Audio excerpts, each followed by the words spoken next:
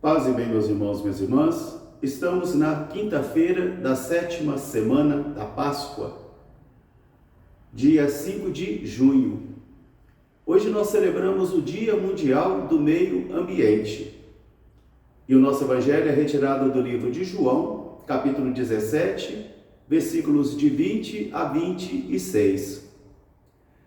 Naquele tempo, Jesus ergueu os olhos ao céu e rezou dizendo: Pai, eu não te peço somente por estes, mas eu te peço também por todos aqueles que virão a crer em mim pela tua palavra, para que eles sejam um, como tu estás em mim e eu em ti, e para que o mundo creia que tu me enviaste.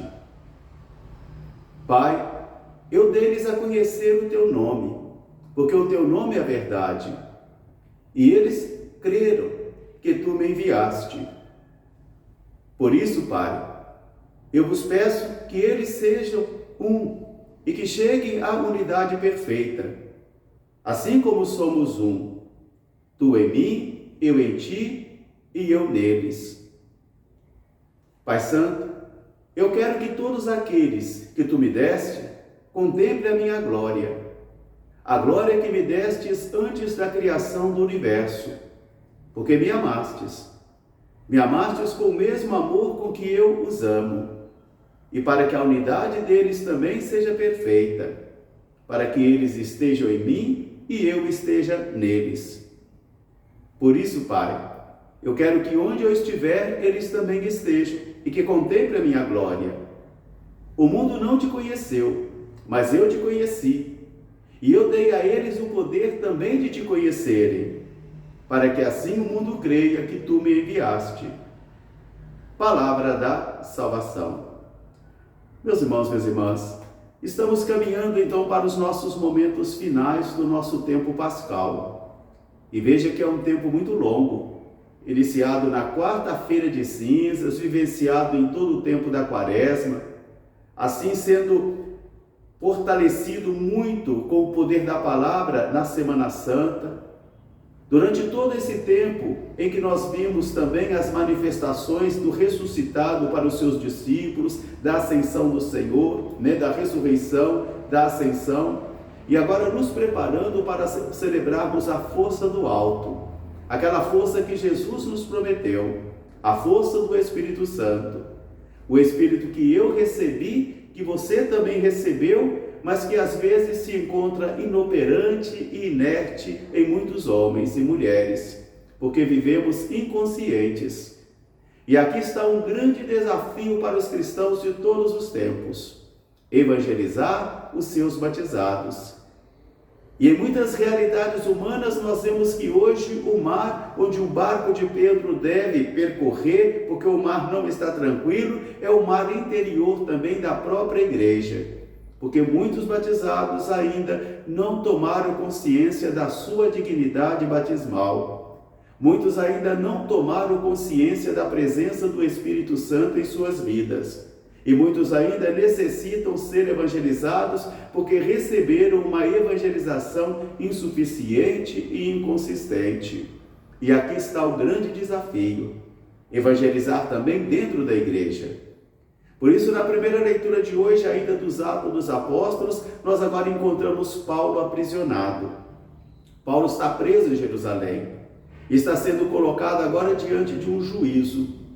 E ali então ele vai receber do Senhor esta promessa: não temas, não temas, porque como destes testemunho de mim aqui em Jerusalém diante dos judeus, agora é necessário que des também testemunho de mim em Roma. O Espírito está conduzindo Paulo para outros lugares onde ele não quer ir, e eu creio que ele nem tenha pensado em ir, mas o Espírito agora está conduzindo Paulo para uma outra missão. Uma missão que o próprio Espírito vai inspirando, que o próprio Espírito vai conduzindo a história. E agora Paulo será conduzido para dar o seu testemunho também na cidade de Roma. Paulo, o homem que move e que age na força do Espírito, que se deixa guiar pelo Espírito de Jesus. Por isso ele vai dizer: ai de mim se eu não evangelizar. Evangelizar para mim não é motivo de lucro e nem de glória, mas é uma imposição que o Senhor me concedeu, o apóstolo dos gentios. Ai de mim se eu não me evangelizar. Agora o palco da evangelização e do testemunho do apóstolo Paulo será na cidade de Roma. Mas para isso, é muito importante que eu e você mergulhemos no mistério desse evangelho de hoje, onde nós estamos refletindo durante esses dias sobre a oração sacerdotal de Jesus, o capítulo 17 de João, e hoje tomando os versículos de 20 a 26, onde Jesus vai dizer ao erguer os olhos para o Pai. O colóquio de Jesus é entre ele e o Pai. Ele louva o Pai, glorifica o Pai, e também ao mesmo tempo ele diz que o Pai será glorificado por ele, porque ele também é glorificado pelo Pai. E agora então ele vai dizer: Pai, eu não te peço somente por estes que aqui estão, mas eu te peço por todos aqueles que virão a crer em mim pela sua palavra. O Senhor ora por mim, o Senhor ora por você, que cremos na presença dele, que cremos que ele é o Cristo de Deus, que cremos no único Deus verdadeiro e em Jesus Cristo, seu enviado. E cremos por causa da palavra, cremos por causa do testemunho dos discípulos. Por isso o Senhor vai dizer: eu não te peço somente por estes, mas te peço por todos aqueles que virão a crer em mim pela tua palavra, para que eles sejam um. A comunhão e a unidade é muito importante para o testemunho cristão, muito importante.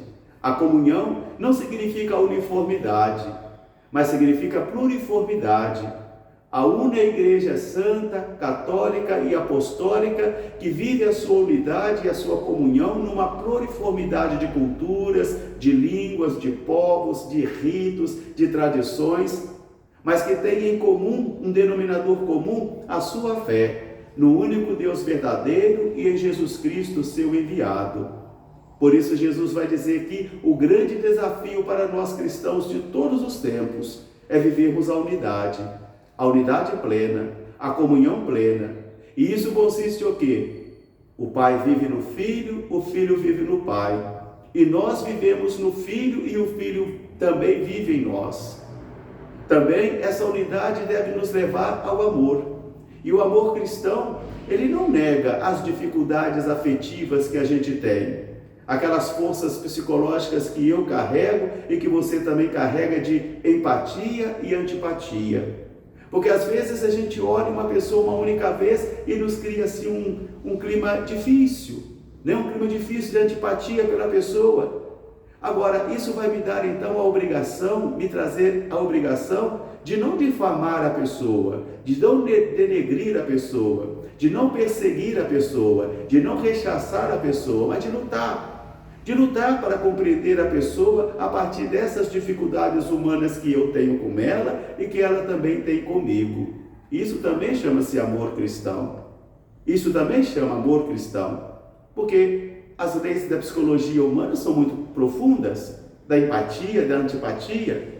Agora Jesus então diz, é importante que eles cheguem então à unidade plena, e a unidade plena não significa pensar todos do mesmo modo, vestir todos do mesmo modo, rezar todos do mesmo modo, não. Significa ter todos a fé num único Deus verdadeiro e em Jesus Cristo, seu enviado. Por isso, a unidade, a comunhão, sempre foi um esforço pessoal e comunitário, onde eu e você nos propomos a viver essa fraternidade, esta unidade e esta comunhão. Mas é preciso que o coração esteja desarmado de ideologias, desarmados de preconceitos, para que assim a gente possa incluir as pessoas, mesmo com as nossas dificuldades humanas. E o grande objetivo do Evangelho de hoje, então, é a unidade plena. Uma unidade que se manifesta na presença do Pai, do Filho em nós e de nós também no Filho, para que o mundo creia que Jesus foi o enviado do Pai. Um grande fraterno abraço para todos, paz e bem. Até amanhã, se Deus quiser. Seráfico Pai São Francisco, rogai por nós, paz e bem.